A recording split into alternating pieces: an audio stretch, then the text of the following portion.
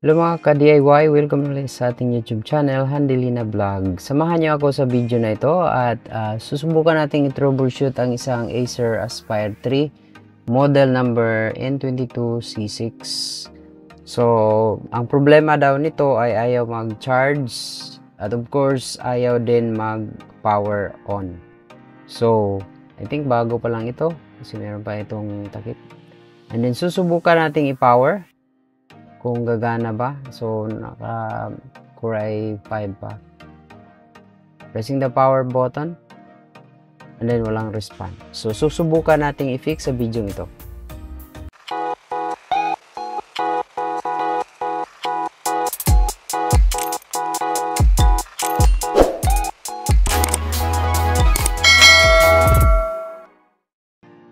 Okay, so susubukan ulit nating i-turn on. Pangmasdan natin kung mag-response ba o may display. Pero wala tayong nakitang display. So, ang next na gagawin ay i-check yung voltahe by using this one.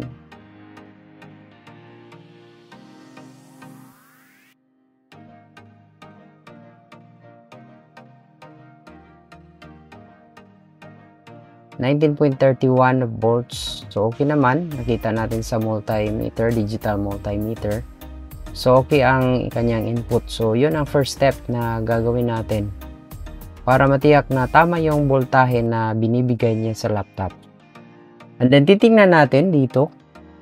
Wala tayong napansin na indicator na naka-charge siya. So, dapat may mag-light dapat dyan. Pero since kahit na tama yung voltahe na produce ng charger, press natin yung power button ulit and wala pa rin. So meron talagang problema yung ating laptop.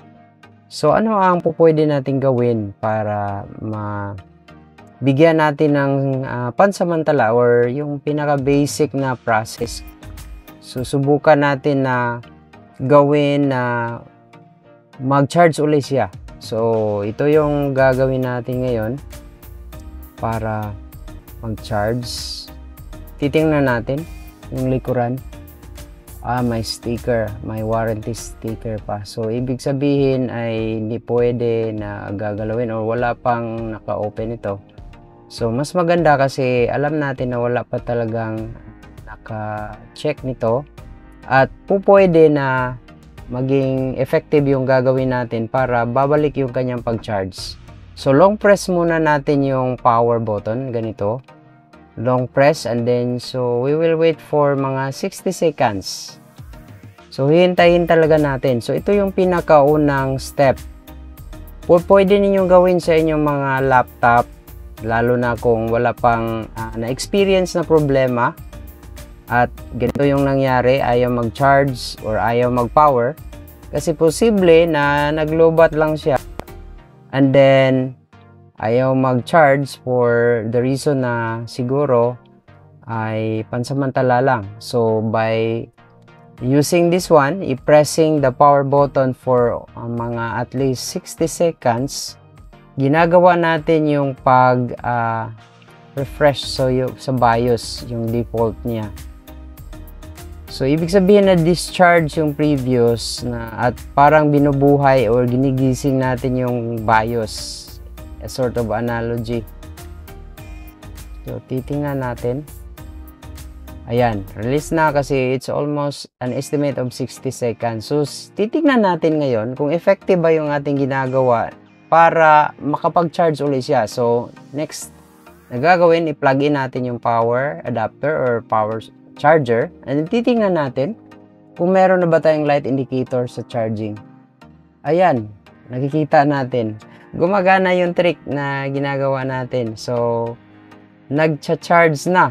So, posible, nagiging lobat talaga yung ating laptop kaya nga ayaw mag-power. Pero, ayan, bumalik na. So, step number 1, that is correct. Tama. At naibalik natin, na-revive natin. Posible rin na siguro nag-BIOS update or may update sa Windows and then hindi natuloy. May mga pagkakataon na ganyan. Pero since nakikita natin, hindi pa talaga ito binubuksan. So, tatawag muna tayo sa may-ari, paalam na revive na natin yung pag-charge, and then pwede ba na i-open natin para ma-check natin yung voltage sa ilalim. So, napansin ko, kanina nagbi-blink yung kanyang charge. So, hindi pa rin normal. So, once na i-turn on natin, we are expecting na mag-respond at mabubuhay siya or mag-turn on. But, as we notice, walang respond. So, ayan, nakikita natin kahit na nag-charge. So, kung super low bat siya, assuming na nasa 1% na lang yung kanyang charging. So, kahit pa dyan, since naka-plug in yung charger, dapat ay mag-respond siya sa power, pag turn on sa power. So, another is, posible, kailangan lang natin i-check yung mga voltages sa ilalim. So, na-remove natin yung charger. Wala nang charger. And then, next na gagawin, pressing yung power. Wala pa rin. So, kailangan na nating buksan. So, ito. So, na-remove na natin yung mga screws with the permission of the owner na kailangan na remove natin yung cover para makita natin. So, tayo pa lang ang una nakabukas nito. Void na yung warranty sticker kasi sabi daw almost more than 1 year na daw itong nagamit. So, pwede na wala ng warranty. So, andito tayo ngayon para i-check natin yung mga basic lang na voltages. So, with using the multimeter and with the original charger, i-plug in natin yung charger and then titingnan natin. Ititiyak natin na tama yung supply ng voltage, mga around 19 volts. So, dito tayo sa ground, get improve, and then dito sa port mismo. So, check natin yung voltage. 18 point something. So, it's round off sa 19 volts. So, okay naman yung kanyang supply. Dito sa ibang mga power supply, yung mga components, check natin. Okay, so parang normal naman. Meron naman siyang dumadaloy na voltahe. Meron tayong 16.6 dito sa kanyang voltage sa battery. So, ibig sabihin nagcha-charge yan. 16.56. So, that's charging voltage. So, ibig sabihin normal yung pag-supply ng voltahe sa battery. So, parang normal naman. Pero sa napansin ko, posible kasi yung mga may sintomas, 18.72, di ba? So, dapat talaga is 19 siya kasi nandun siya sa pinakadaloy ng primary rail na 19 volts. So, posible may nagkukos na ayaw siya mag-power ng maayos. So, try natin.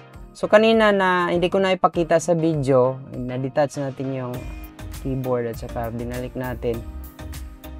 So, dahil naputol yung pag-record ng video, hindi ko nakunan. So, ngayon, try nating i-power on. And we are expecting dapat mag-respond. Ayan! Meron ng logo sa Acer. Diba? So, nabubuhay. Napaka-quick na fix. So, parang natutulog lang. At ngayon ay nakikita natin na bumabalik na siya at nabubuhay uli. So, di ba? So, my conclusion, posible merong BIOS or merong Windows update and then hindi natuloy, siguro na lowbat siya. And then since hindi natuloy ay parang na freeze yung BIOS niya. And then ika nga parang natutulog or nakatulog kung tao. Pero since we are talking about the components, so parang ginigising lang natin using the method, yung power cycle, pressing the power button for 60 seconds. So, check natin ang mga keyboard. Kasi minsan, yung mga keyboard keys ang posibleng dahilan. especially kung built-in yung keyboard sa ating power sa ating keyboard, may mga pagkakataon na nag-temporary disable yung kanyang respond ng pag-turn on. Pero nakikita natin gumagana naman lahat yung kanyang mga letters. So, nabubuhay uli at nagising natin sa mahimbing na pagkatulog. It's only joke, no? Yung ating Acer Aspire 3 na laptop. So, sana ay ang may na-experience kayo, naging okay na ito. So, masusolve ninyo sa mga na-share natin na tips and process. Gustuhan mo ba ang video ito? I-click ang subscribe button, i-like and share din sa iba. At i-click ang notification bell para laging updated sa mga videos dito lang sa ating YouTube channel, Handelina Vlog. Maraming salamat sa panunood. Hanggang sa muli!